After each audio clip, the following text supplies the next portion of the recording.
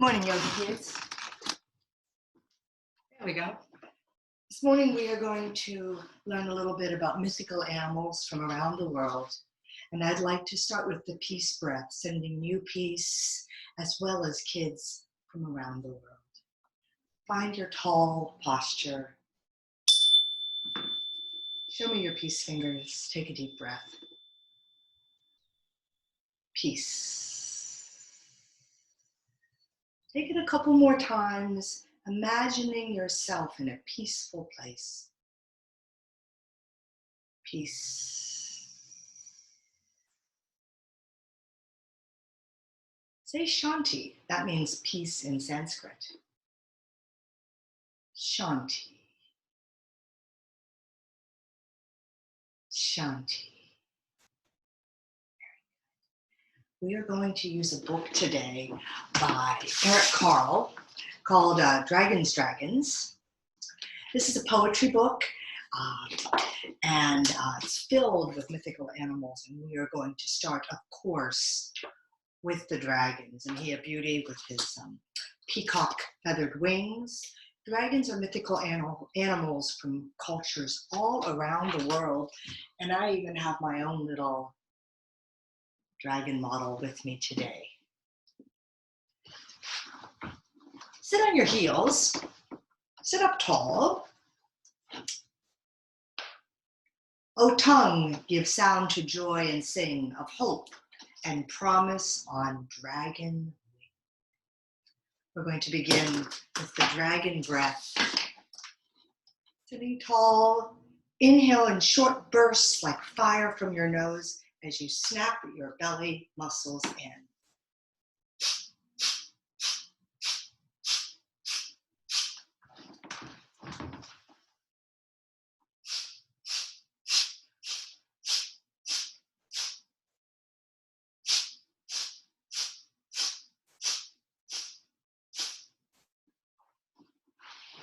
Very good.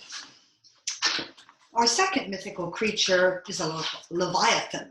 Leviathans are creatures from the Bible, and they are an enormous, enormous whale. The poem says, if I can read it here, he makes the deep to boil like a pot.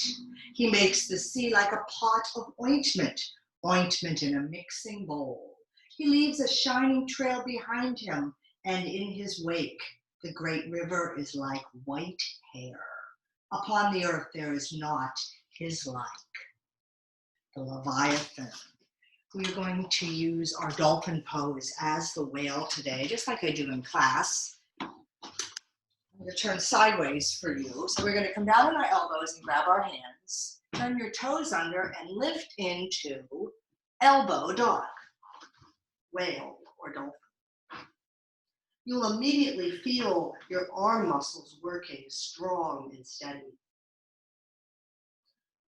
You can hold the pose just like this, or you can add the dolphin or the whale push-up like Leviathan, stirring up the sea.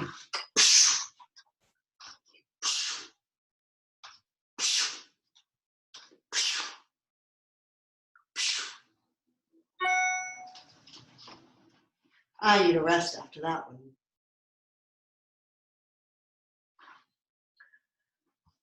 All right.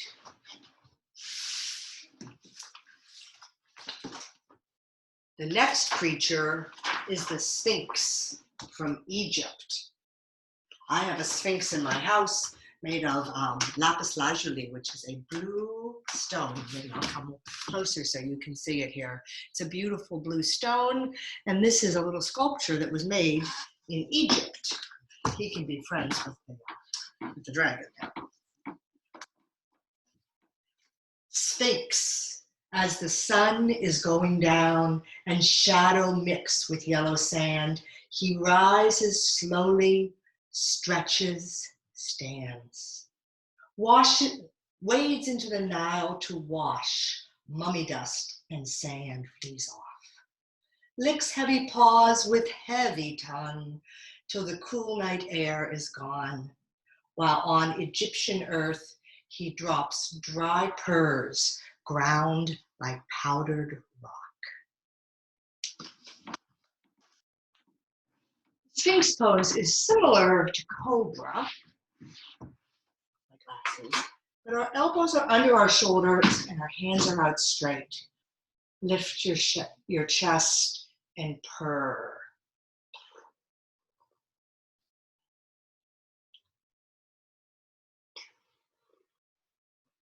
If your back is comfortable, you could lift your elbows up. A sphinx is a lion with a human head.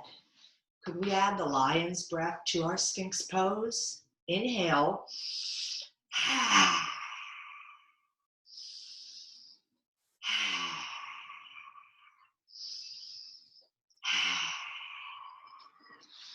And rest.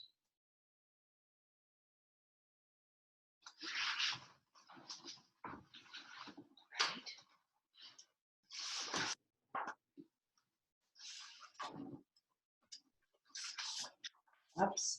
The next creature is from the North American Native Americans. It is the rainbow crow. And it is a really good one to do today because it is the first day of spring here. And the rainbow crow is telling the snow to stop and the rain to begin. Happy spring. Rainbow crow. I will go, I will stop the snow. Aya, aya, aya, aya. Rain, rainbow crow. Stop the snow, crow. Fly to the sky high. Rain, rainbow crow. Aya, aya, aya, aya. That poem gives us two great poses to do, the rainbow and the crow. Let's start with the rainbow. We need strong arms for crow pose. I'm going to use my sideways back here. We're going to come into side plank, lifting up, bowing your body like a rainbow and stretching high. If this is too challenging for you, don't get frustrated. Keep your knee down. This is good too. Ready? Here we go. Can you say the colors of the rainbow with me? Red, orange, yellow, green, blue, indigo, violet. Turn to the other side. You're going to see my back. Up we go. Red, orange, yellow, green, blue, indigo, violet. Back to plank. Hold your plank. Hold your plank. I'm coming around. Ready? Jump forward. Take a breath. Squat and breathe. Let your arm muscles relax for a minute. We're going to do our crow pose. If you've practiced with me with this pose in class, you know that we have to be careful. You may even want to put a pillow in front of your face. Spread your fingers for the feet of the crow. Push your arms into your legs and lean on your arms. Keep your head up so you don't do a somersault and come high on your tiptoes. Lift one foot. Maybe, maybe, maybe balance. That's a hard one for me. Take your time. Try it a couple more times. Remember, even if your feet are not lifted, it's good work for your arm muscles.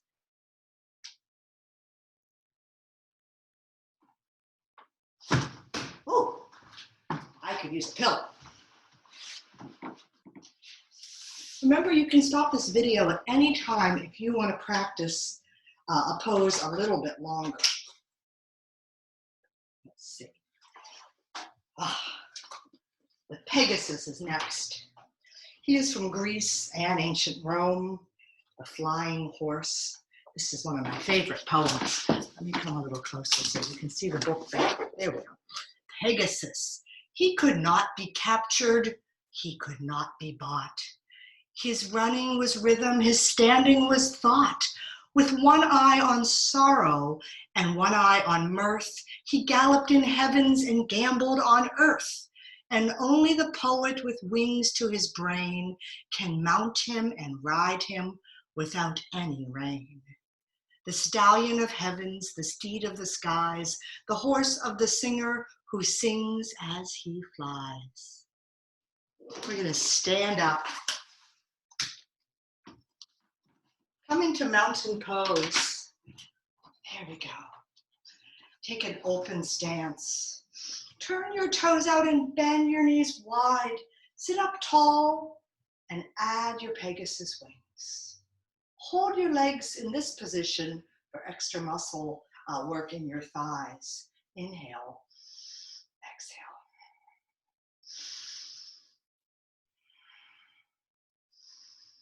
And jump off your horse. Stand tall.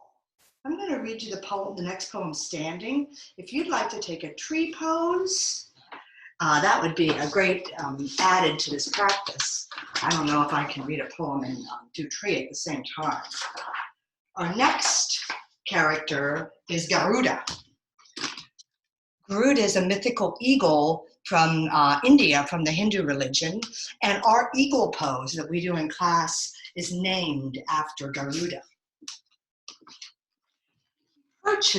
He perches in the dusty tamarind tree, once a blazing bird of light, part man, and preens his feather wings, remembering how he bore Lord Vishnu over lands.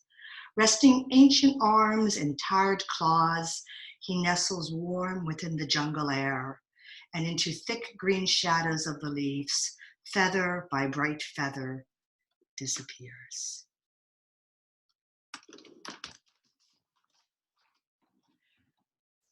Are you still standing up? We're going to do eagle pose, Garudasana. Take your left leg over. Bring your right arm on top. Eagle number 1. Bend your knee, lift your foot a little. Try to balance for eagle number 2. Remember, if this is too challenging, put your toe back down. And eagle number 3, we hook that foot around. Exhale, bring your elbow to your knee for the bowing eagle.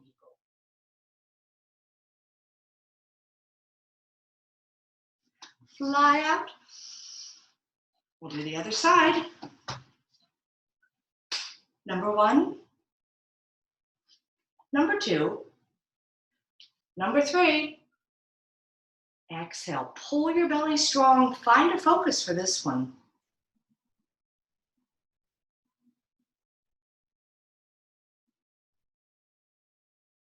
Fly out. Stand tall. Very good.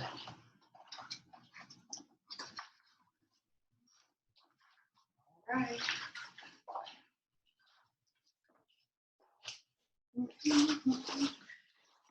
Mermaid is our next character, one of the most beloved by girls. Mermaids also come from ancient Greece. And I brought my little Disney mermaid today to say hello to you. There she is. Ooh, Ariel. This is a cute poem. Mermaid, undersea. Beneath the waters green and cool, the mermaids keep a swimming school. The oysters trot, the lobsters prance, the dolphins come to join the dance. But all the little jellyfish, who are rather small, can't seem to learn the steps at all. Do you see the little jellyfish?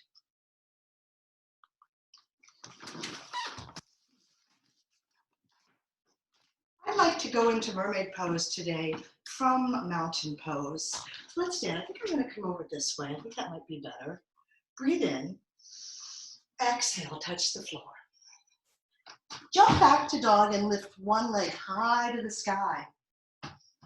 Exhale, bring your knee up and lay it down and slide your mermaid tail back. Stay in the middle, don't roll off to the side. Lift your chest and release down like a mermaid diving under the water.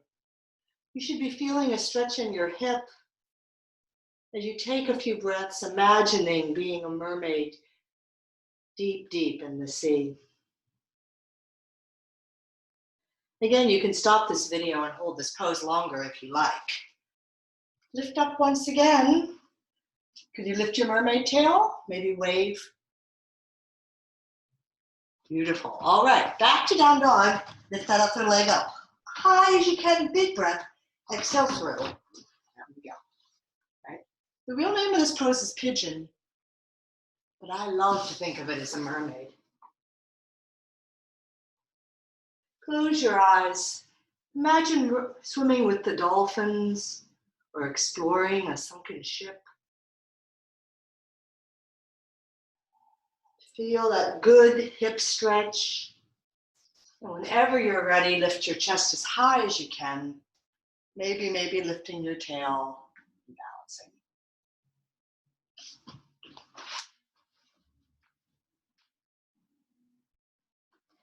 Jump up and have a seat. Our last character is a turtle. Ah, there he is. His name is Kappa, and Kappa is a mythical turtle from Japan. I'll bring it up here so you can see him better. There he is. Listen to this poem. It's sort of strange and funny. Kappa. Saucer on his head, carapace on his back, the river urchin pulls pranks, tickling your tush in the slimy lake, stealing your belly button while you're snoozing. But water is the source of his life. When out on land too long, his saucer begins to dry. He dashes home to keep his carapace cucumber fresh.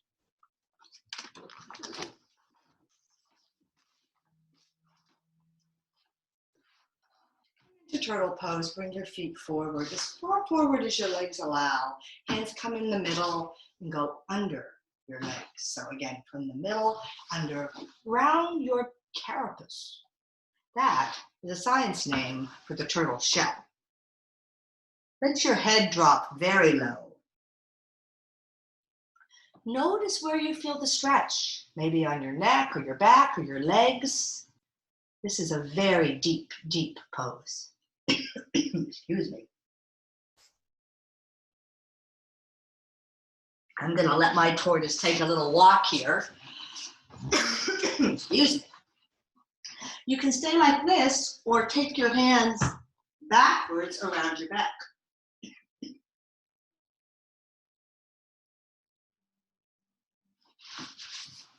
Come back around. Whoa, here I come.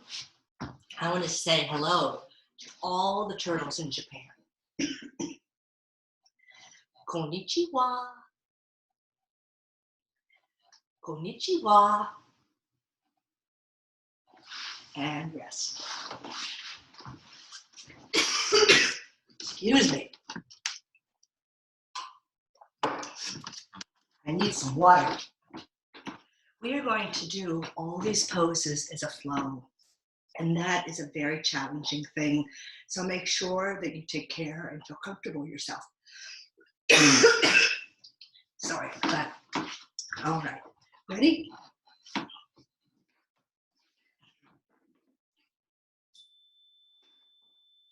Take a breath.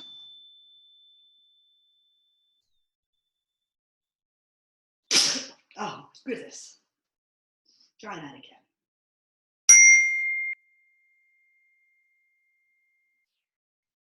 Dragon breath.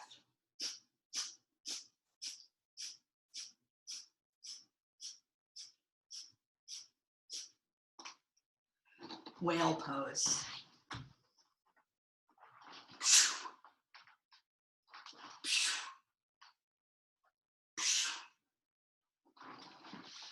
Rainbow.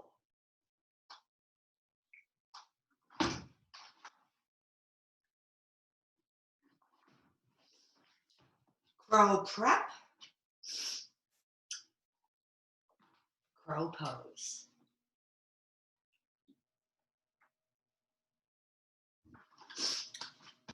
Pegasus.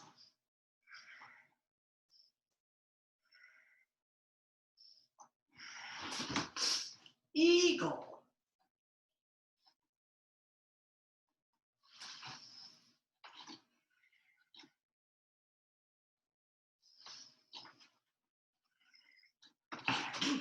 Dog into mermaid.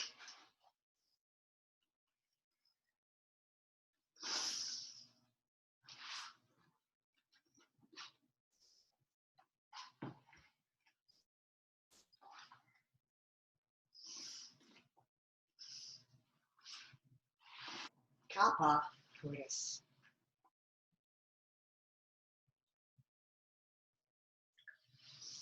And now it is time for my favorite pose, resting pose.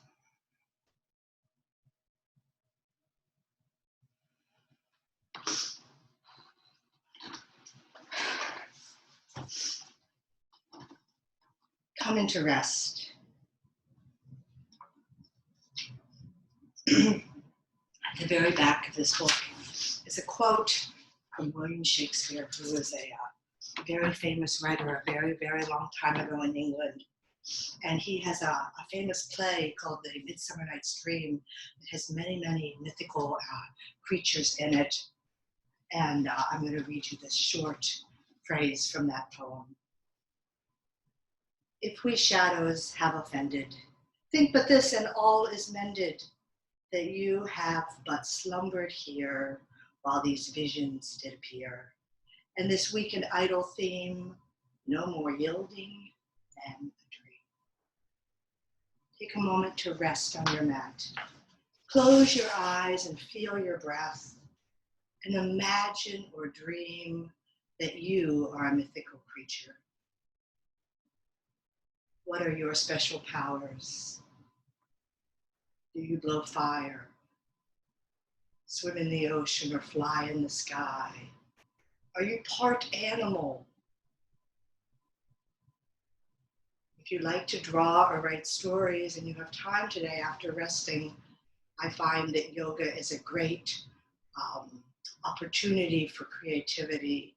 So take one more minute while you're resting to allow your own imagination free rein.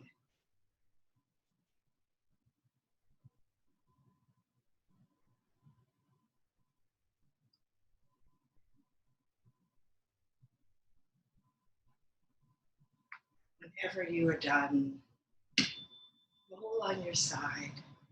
Take another breath. Get up very, very slowly. Find your tall posture. Bring your hands to your heart.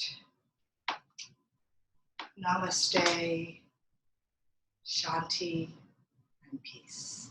Thank you for joining me today.